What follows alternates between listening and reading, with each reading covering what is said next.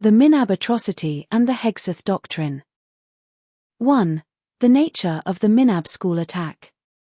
The attack on the Shajareh Tayyebeh girls' primary school in Minab occurred on the morning of February 28, 2026. This incident is documented as the deadliest single event involving civilian casualties in the current conflict. Tactics. U.S. naval forces utilized BGM-109 Tomahawk land attack missiles in a triple-tap strike. 3 missiles hit in rapid succession, a tactic that intentionally targets first responders and parents arriving after the initial impact. Casualties. 156 people were killed, including 120 schoolchildren. The intelligence failure. The building was flagged by the Department of War as a military objective based on stale intelligence linking it to an IRGC base. However, commercial satellite imagery as old as 2016 confirms the building had been a clearly marked, repainted civilian school for over a decade. 2. International legal consensus.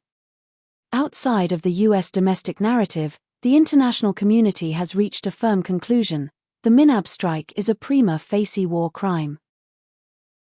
Distinction and precaution. International humanitarian law, IHL, requires forces to verify targets. The failure to recognize a brightly colored primary school constitutes reckless disregard. Global condemnation. UN experts, UNESCO, and organizations like Amnesty International have formally condemned the attack, stating that outdated target coding does not absolve a state of its legal obligations to protect children. 3. The role of Project Maven and algorithmic warfare. There is a near-certain likelihood that the Project Maven targeting system was used to execute these strikes. Algorithmic patterns. The triple-tap sequence matches Maven's automatic target recognition, ATR, protocols, which prioritize efficiency over visual verification. Maven reportedly flagged the school because it remained linked to a legacy database, and the system possessed no stopgap to recognize the physical indicators of a school. Systemic failure. Since its integration into CENTCOM, Maven has become a vessel for mass targeting, effectively converting satellite data into coordinates without a mandatory human moral break. 4. The degradation of safeguards under Pete Hegseth.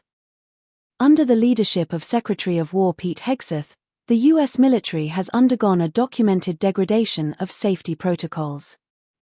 The Hegseth doctrine. Hegseth has moved toward aggressive integration, publicly criticizing human-in-the-loop requirements as a bottleneck.